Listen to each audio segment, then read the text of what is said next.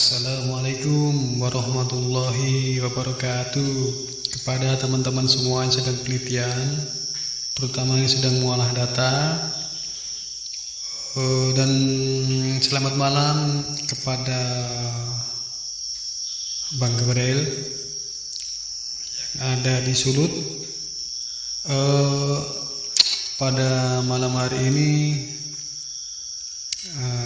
di HP saya menunjukkan pukul 02.24 dini hari. Pada kesempatan ini saya akan menjelaskan tentang hasil olah data yang sambungan dari kemarin adalah SEM, hasil akhir SEM, struktural equation modeling, model struktural, model akhir. Kemudian yang model awalnya belum saya sampaikan. Kemudian ini adalah CFA. CFA gunanya adalah untuk validity dan reliability dari item-item kita. Jadi CFA ini adalah sebagai persyaratan sebelum kita menganalisisnya kemarin. Jadi ini saya balik penjelasannya. Tapi waktu analisisnya tidak boleh terbalik, harus yang pertama CFA. Kemudian CFA ini juga selain sebagai validasi dari item juga sebagai suatu prasyarat untuk mengetahui apakah item-item kita ini adalah suatu faktor yang sah dari variabel latennya. Jadi kemarin di awal sebelum saya mengolah data itu sudah saya lihat secara umum dengan analisis EVA atau analisis komponen analisis. Dari hasil data yang saya olah itu telah menunjukkan hasil yang bagus, di mana ke-35 item ini telah berada pada tempatnya masing-masing, yaitu ke-7 indikator ini 1, 2, 3, 4, 5, 6, 7.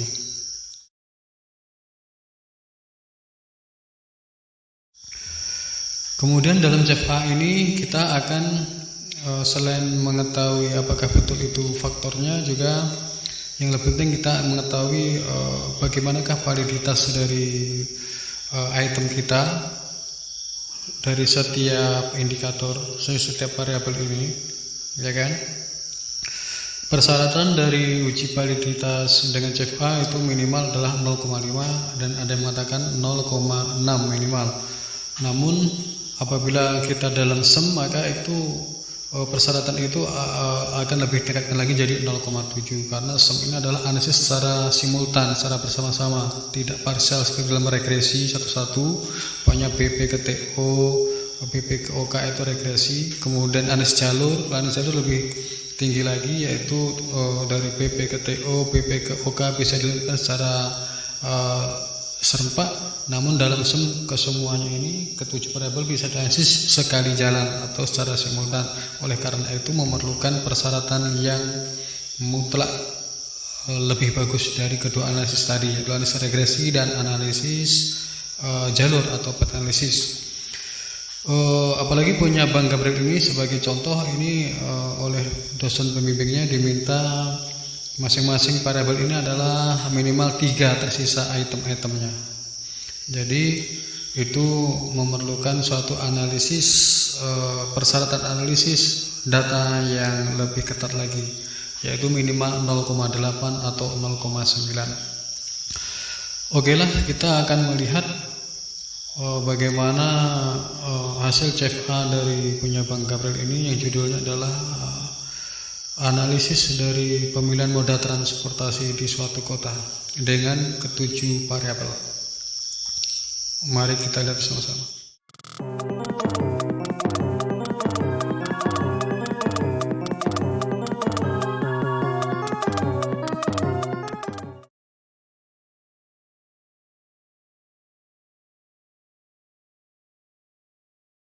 Baiklah kawan semua, inilah video pertama saya di tahun 2022 yang saya buat dari kota Pekanbaru. Karena video sebelumnya itu saya buat dari kota Yogyakarta. Jadi pada malam hari ini saya mau menjelaskan tentang uji CFA dari punya Bang Gabriel, yaitu judulnya analisa pemilihan moda transportasi dengan model SEM yang kita olah dengan AMOS dengan 7 indikator 1, 2, 3, 4, 5, 6, 7, di mana 2 ini PP dan WT adalah variabel bebas atau eksogen, dan yang lainnya sisanya yang 5 adalah variabel terikat atau endogen. Jika pada video yang kemarin yang kedua itu adalah hasil akhir struktur model. Yang kemarin itu karena struktur model itu adalah model struktur disebut model struktur kemarin sudah saya sebutkan karena hubungan antar TO, bukan hubungan ya, kausalitas antara PP dan TO PPWT, artinya kausalitas atau pengaruh antar variabel laten itu yang disebut dengan model struktur atau model struktur. Kemudian sekarang ini kita berbicara CFA konfirmatif faktor analisis adalah model pengukuran. Kenapa model pengukuran? Karena kita cuma akan menghitung atau melihat model antar variabel laten dengan masing-masing itemnya atau indikatornya, bolehlah. Sebetulnya di sini bukan indikator tapi item. Yaitu umpamanya antara PP dengan kelima indikatornya, WT dengan kelima indikatornya, KK dengan kelima indikatornya, dan seterusnya. Kausalitas atau hubungan pengaruh antara variabel laten dengan indikatornya atau masing-masing variabel laten dengan indikatornya, inilah yang disebut dengan model pengukuran atau measurement model. Itu harus diperhatikan betul, kawan. Kemudian dalam CFA ini saya ingin menekankan kepada kawan kira-kira apa yang menjadi perbedaan pola gambar ini. Gambar yang video kedua kemarin itu yaitu video tentang model struktur dari SEM. Sedangkan ini adalah model struktur dari CFA. Dari pola-polanya ini apa yang membedakan kawan? Yang membedakan adalah tanda panah. Jika pada model struktur kemarin itu adalah tanda-tanda panahnya adalah sesuai dengan yang kita hipotesiskan di proposal kita, biasanya di bab 1, bab 2 ya, atau bab 3. Sedangkan ini adalah ketentuan. Jika kemarin itu adalah korelasi antar variabel latennya adalah hubungan kausal, sedangkan ini hubungan antara variabel latennya adalah hubungan korelasional, yaitu ditandai dengan 2 mata panah. Satu garis ada 2 mata panah saling memanah, inilah yang disebut dengan hubungan korelasi atau hubungan. Sedangkan yang kemarin pada analisis SEM itu karena model struktural berbicara hubungan antara variabel laten, maka itu adalah hubungan kausalitas sesuai dengan yang kita hipotesiskan dalam proposal. Oleh karena itu lambangnya adalah garis ini bertanda panah 1. Itu adalah hubungan kausalitas. Sedangkan kalau 2 hubungan korelasional atau korelasi. Ini semua tanda panah adalah 2 mata panah, berarti korelasional. Pada kemarin, pada video kedua itu model SEM atau model struktur, yang tanda panah 2 adalah cuma PP dan WT. Itu adalah tanda panah 2. Harus ada korelasi. Untuk mengetahui korelasi artinya harus dikorelasikan, itu persyaratan dalam SEM. Begitu juga di sini. Kalau dalam model CFA ini kita semuanya mengkorelasikan antar variabel secara sempurna.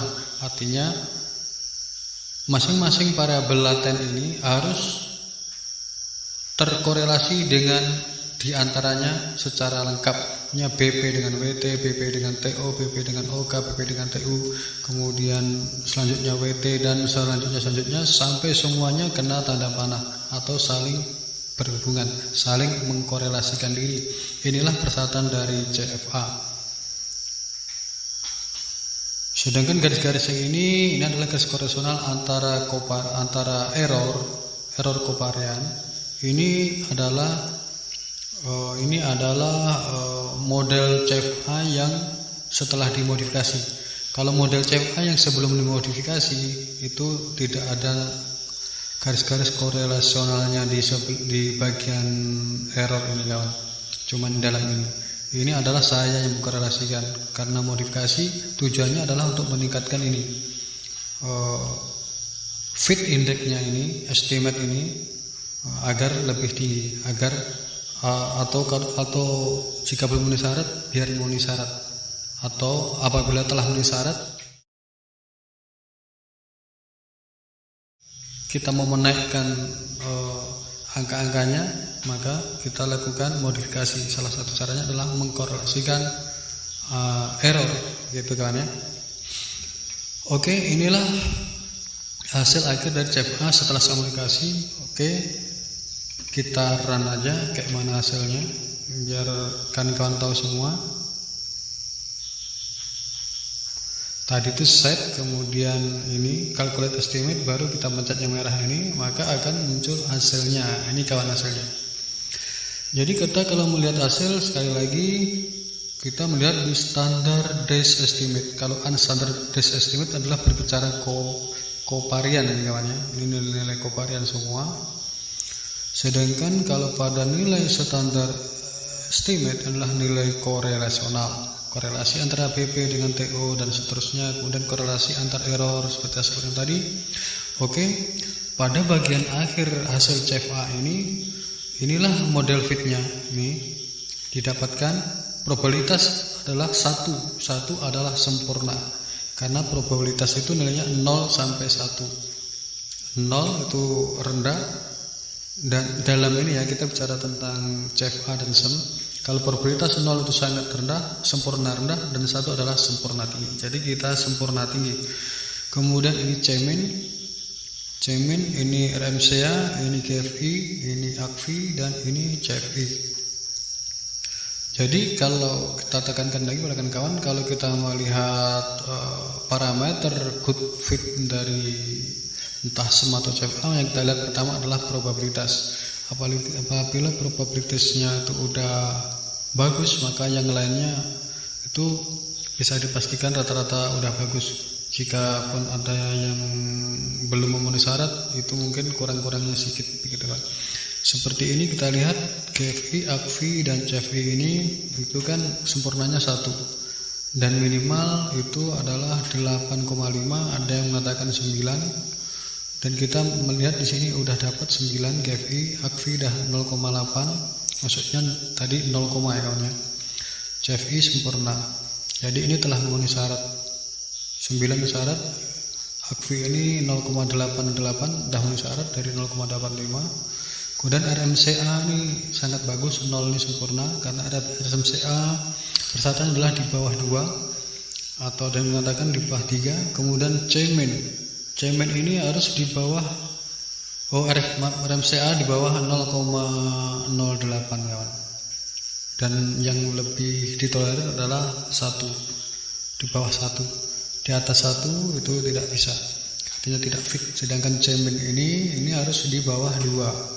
Cemen per DF maksudnya. Cemen ini dibagi DF atau derajat bebas, degree of freedom, itu harus di bawah 2. Dan ada yang mengatakan ditoleransi sampai di bawah 3. Oke, kita lihat cemennya berapa. Ini 402, DF-nya berapa, kita mau hitung. Cara menghitungnya kita lihat PU, baru take it estimate untuk mengetahui untuk mengetahui DF. Kemudian model fit, ini dia DF dapat 527. Kita catat 527. Kita bagi 402, cemen dibagi DF harus di bawah 2 atau di bawah 3. Jadi ini cemen 402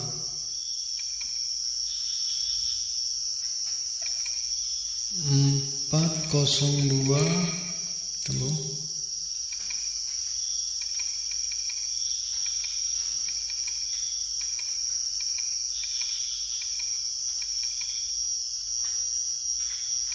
Kawan, kalkulatornya error. Oke kan? Jadi ini cemen PDAP harus di bawah 2 atau 3. Kita udah nampak sini 402 dibagi 5 berapa tadi? 527 dibagi ini ya. Kok error semua ini?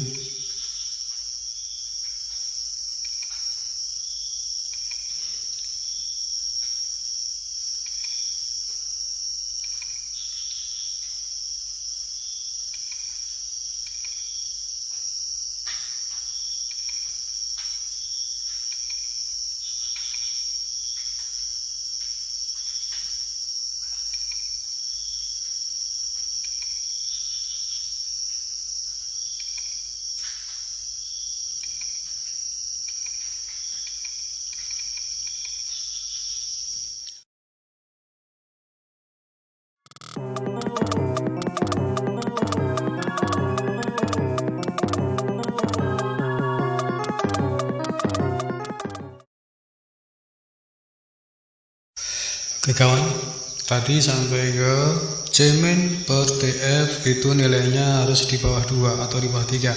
Jadi di sini dapat kita lihat 402 C- 402 dibagi DF ini 502 itu pasti nilainya 0, jadi kesimpulannya C- per DF kita telah di bawah persyaratan yang ditetapkan untuk fit model, yaitu di bawah 2. Jadi saya menjelaskan ini sekali lagi, ini adalah korelasi, ini nilainya 0,5 negatif. Jadi kalau untuk uji validitas CFA kita tidak perlu melihat yang ini kawan, ya kan? Kita melihatnya hubungan model pengukurannya aja atau measure model. Kalau kita yang melihat ini kan model struktur, seperti saya bilang dalam video kemarin, hubungan antar perbelatan. Jadi yang kita lihat adalah hubungan antara perbelatan dengan indikatornya atau dengan itemnya. Inilah yang disebut dengan model pengukuran, dan inilah yang untuk uji validitas. Jadi uji validitasnya CFA ini dia nilainya 0,99, 0,9, 0,96. Inilah nilai-nilai dari uji validitas CFA dari butir terhadap variabel latennya.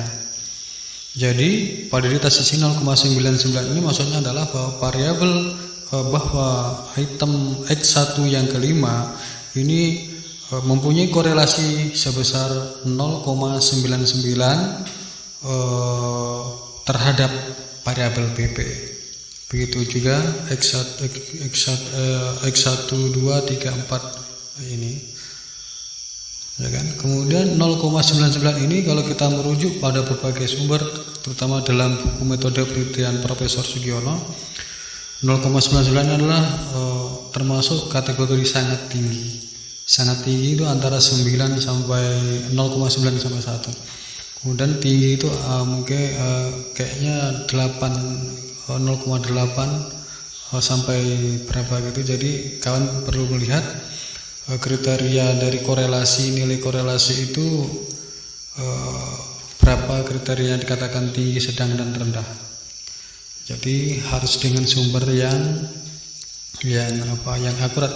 Jadi kita lihat dari PP ini, item-item PP yang 5 ini semuanya memiliki validitas CFA yang sangat tinggi karena kesemuanya nilainya adalah di bawah 0,9. Ini yang nomor 1 ini kalau tidak ada nilainya ini kawan, berarti ini lebih tinggi lagi. Ini bisa 1 atau 0,99, artinya dia mendekati sempurna atau mendekati 1.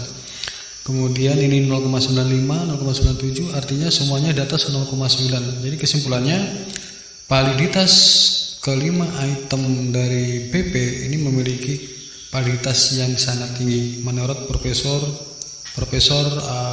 Sugiono, karena nilai 0,9 ini sangat tinggi.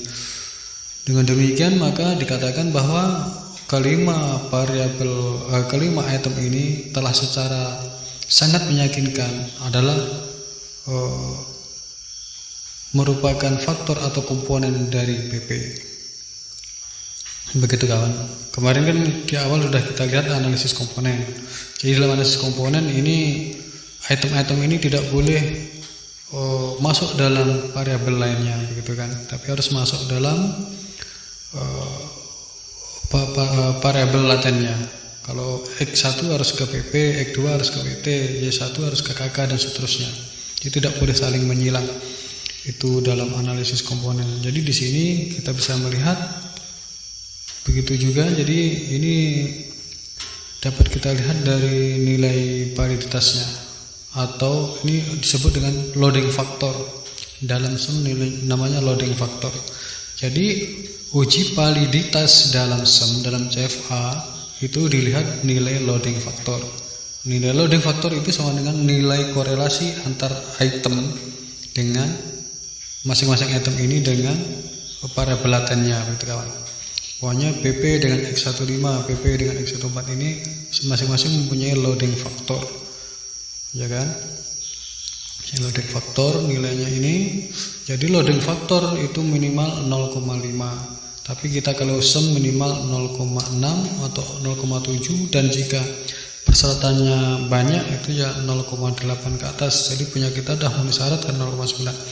Kemudian pada variabel WT begitu juga, ini 0,9, KK 0,9 rata-rata, TK 0,9, dan yang ini 0,9 atau ada yang kurang. Ini mata saya kurang jelas karena udah agak kabur, tidak pakai kacamata, jadi kayak ini dah 0,9 semua ya.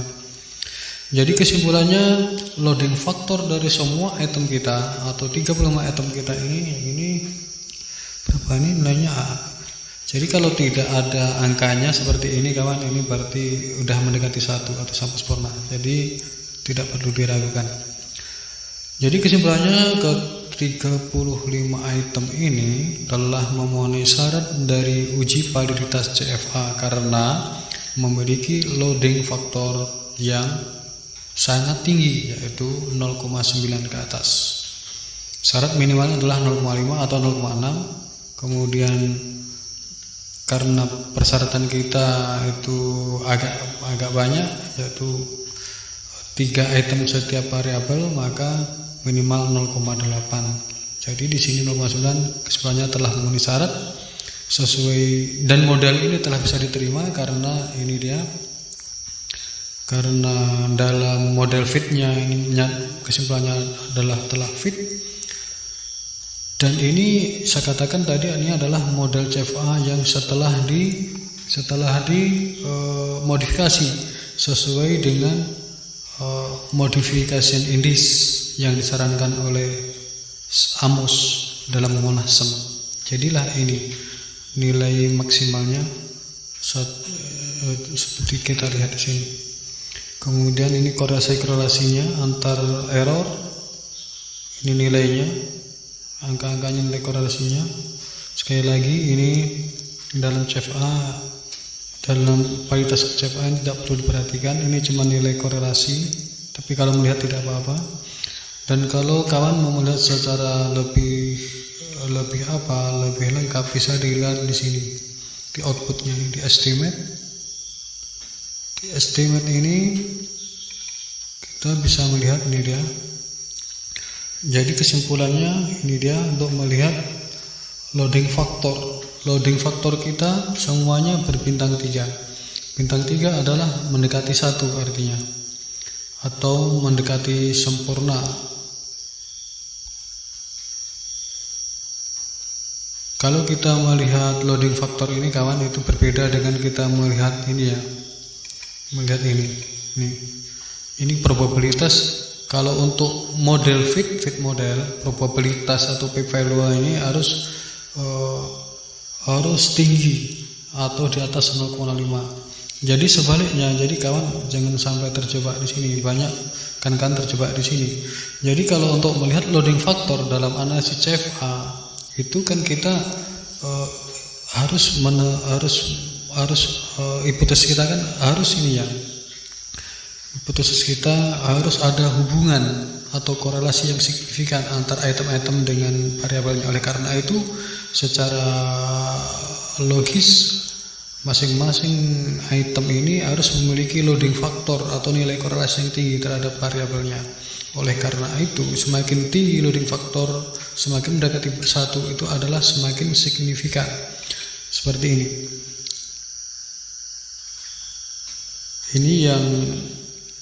Ini ya kawan. Jadi kalau melihat estimate atau melihat nilai korelasinya atau loading faktor, jangan dilihat yang regression weight, tapi dilihat yang ini, standardized regression weight seperti saya bilang tadi. Karena ini tabel standardized estimate ini kawan ya. Jadi saya di sini pergi ke unstandard estimate ini unstandard estimate, ini regression weight cuma tidak tulis. Ini untuk melihat ada tidaknya hubungan atau korelasi antara item dengan variabelnya seperti ini. Jika berbintang-bintang ini artinya ada korelasi. Kalau bintang 1 artinya dia signifikan pada 0,05 atau lebih kecil dari 0,05 nilainya P-nya. Kalau bintangnya 2 itu selain lebih kecil dari 0,5 juga lebih kecil dari 0,01. Kalau 3 ini berarti dia mendekati 0, artinya mendekati sempurna. Jadi kawan harus ingat, Kalau dalam CFA untuk melihat loading faktor semakin mendekati 0 itu semakin sempurna. Sebaliknya untuk melihat fit model baik SEM atau CFA itu semakin mendekati 1 semakin sempurna. Kita sama-sama bicara tentang p-value atau probabilitas, itu harus kawan ingat betul. Jangan sampai terjebak di situ. Banyak kawan kita terjebak waktu di ujian sarjana atau ujian tesis, kenanya di situ. Jadi dia masih rancu antara p-value untuk uji validitas dan p-value untuk uji fit model. Gitu kawan. Sekali lagi kawan harus ingat betul. Jadi di sini kita lihat semua item kita dari X1 sampai X35 ini semuanya berbintang 3. Artinya tidak ada satupun item yang tidak memiliki korelasi dengan variabelnya. Artinya korelasi antara masing-masing item dengan variabelnya memiliki korelasional yang sangat tinggi. Ini bisa ditunjukkan dengan tabel regression begini, seperti BP dengan X11, BP dengan X12 dan seterusnya sampai TU dengan Y5 ke 5. Ini semuanya bintang 3. Jadi kesimpulannya item-item kita ke-35 item memiliki korelasi yang signifikan terhadap variabel latennya. Oleh karena itu kesimpulannya ke-35 item kita ini, ke-35 pertanyaan kita ini dalam question kita ini tidak ada alasan satupun yang dibenarkan untuk digugurkan atau untuk tidak dipakai. Artinya ke-35 item kita telah memenuhi syarat uji validitas CFA, gitu kawan. Kemudian untuk melihat regression weight-nya tadi, untuk melihat faktor loading-nya tadi, kita lihat di standar des regresi. Ini dia kawan. Untuk melihat nilai-nilai ini nilai-nilai faktor loading antar item dengan variabel latennya bisa kita lihat di estimate kawan ya. Estimate standard des regression weight. Jadi inilah dia bobot faktor loadingnya 0,9. Jadi semuanya sini di atas 0,9. Jadi kesimpulannya faktor loadingnya sangat tinggi menurut Profesor Sugiono dalam buku metode penelitian statistik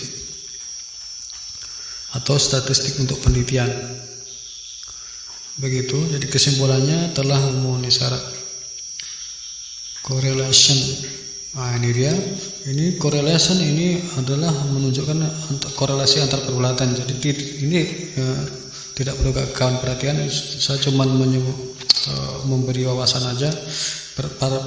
Korelasi antar parabel laten ini dia ditunjukkan oleh angka-angka ini, nilai apanya, nilai faktor loadingnya ini dia, nilai korelasinya 0,032, 0,013 dan seterusnya.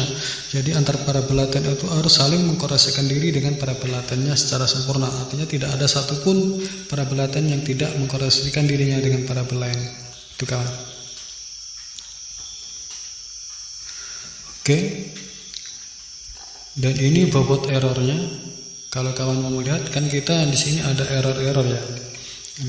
Error 1, error 2, error 5, error 1 sampai error 35. Jadi nilainya di sini di estimate di bagian tabel varian. Ini kawan. Varian ini estimate ini, ya kan? Estimate inilah nilai errornya. Udah. Estimate inilah nilai error yang belum distandarkan, ya kan? Sedangkan yang SE ini artinya standardized estimate. Standardized error atau standar error.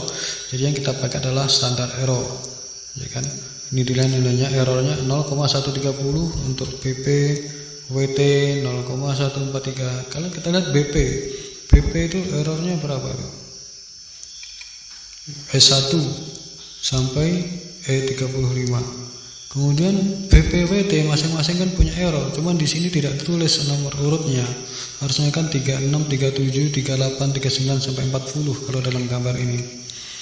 Dalam gambar apa ya? Dalam gambar SEM yang kemarin kalian bisa lihat itu masing-masing variabel ini ada errornya, ya kan?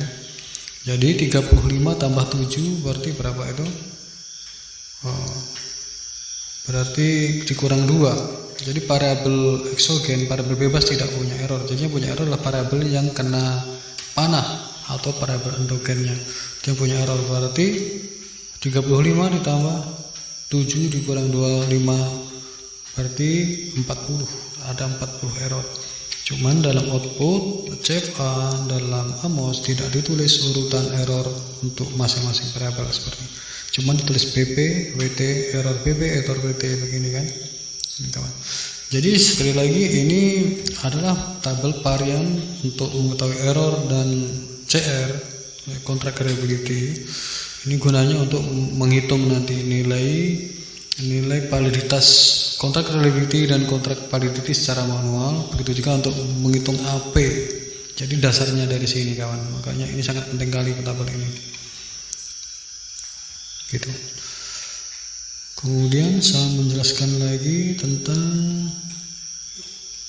modification index. Jadi kita tadi melakukan apa? Melakukan modifikasi. Saya bilang tadi ini kan CFA modifikasi kawan ya. CFA setelah dimodifikasi. Jadi modifikasinya di sini letaknya. Ini dia tanda panah modifikasi.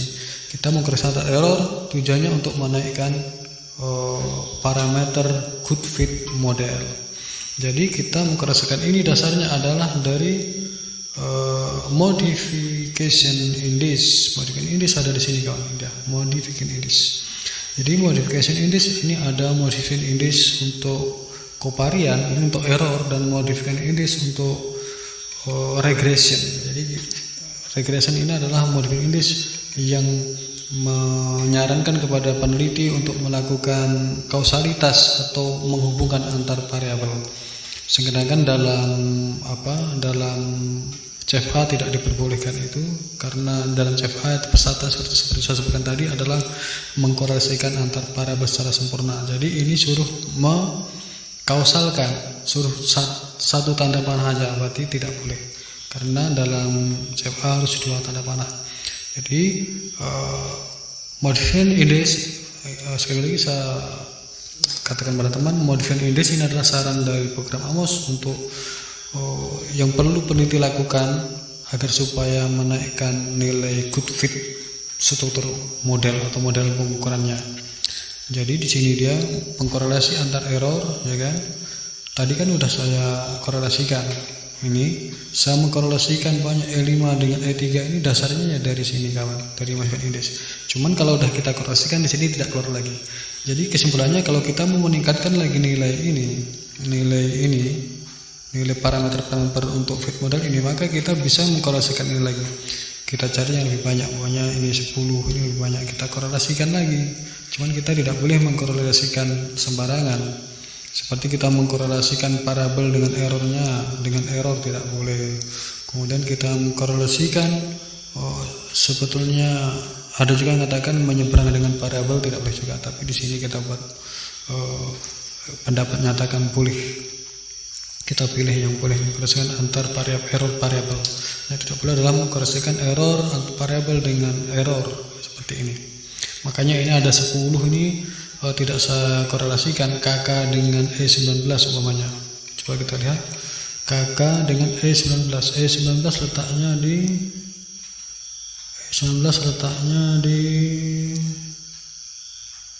mana? E19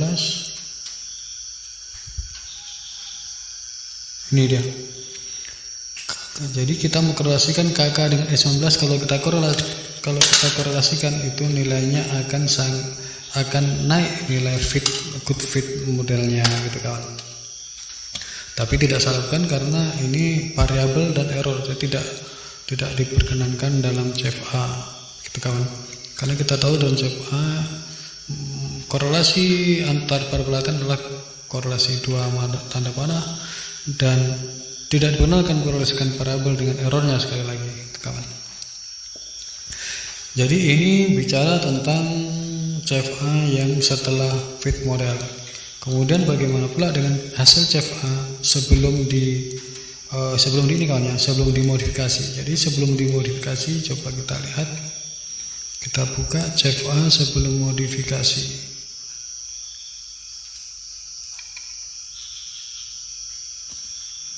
Ini dia.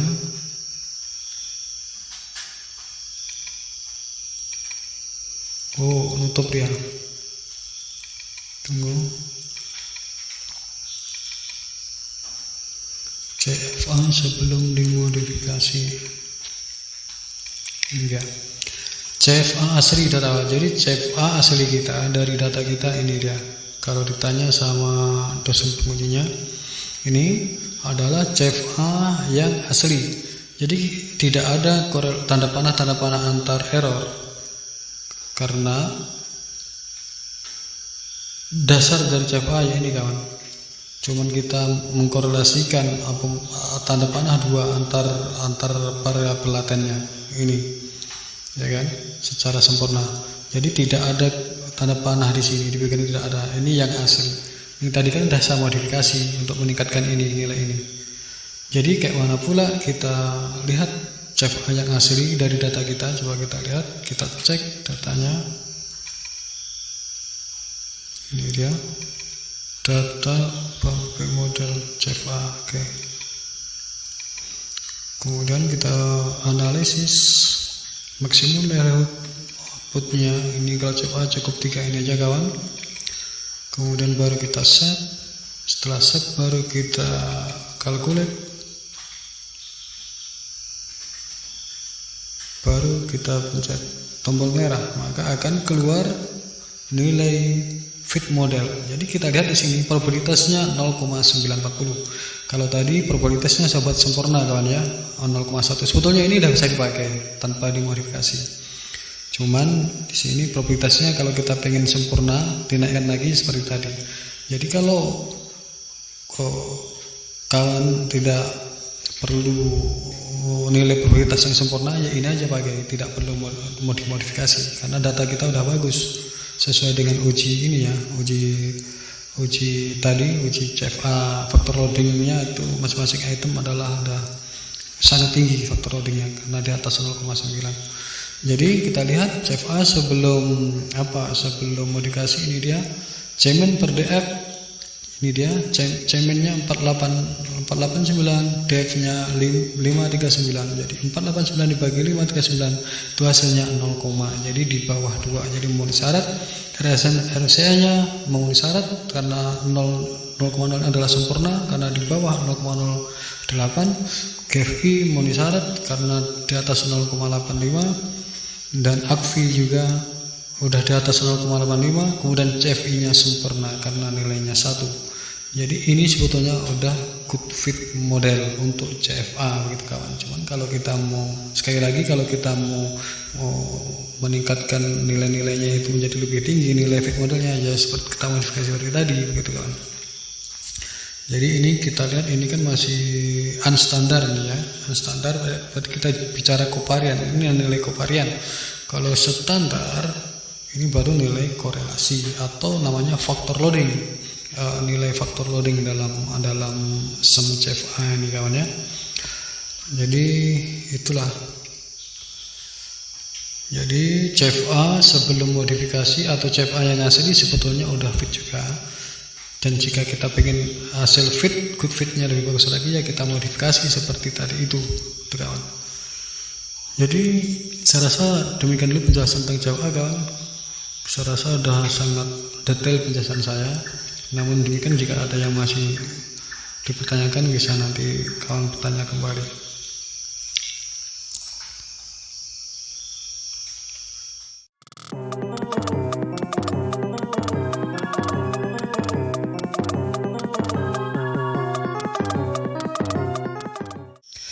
Demikian kawan semua penjelasan mengenai CFA. Sebagai salah satu contohnya adalah punya Bang Gabriel, yaitu pada jurusan teknik sipil. Judulnya tentang pemilihan moda transportasi di suatu kota dengan variabel sebanyak 7 variabel, di mana 2 terdiri dari variabel bebas eksogen dan yang sisanya 5 adalah variabel terikat atau endogen. Saya rasa penjelasan tadi lebih jelas atau sangat jelas, dan jika ternyata teman-teman semua terutama Bang Gabriel masih ada yang dipertanyakan masalah ini, bisa nanti bertanya, nanti akan saya jelaskan pada lain kesempatan. Oke teman semua,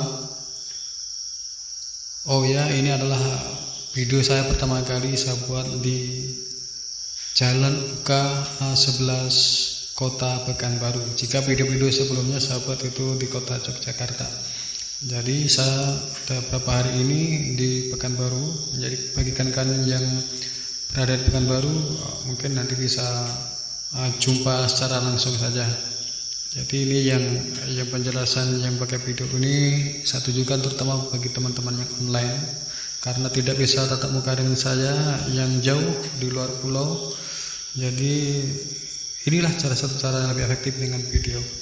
Jadi demikian kawan, kurang dan lebih saya mohon maaf. Wassalamualaikum warahmatullahi wabarakatuh. Selamat malam Abang Gabriel.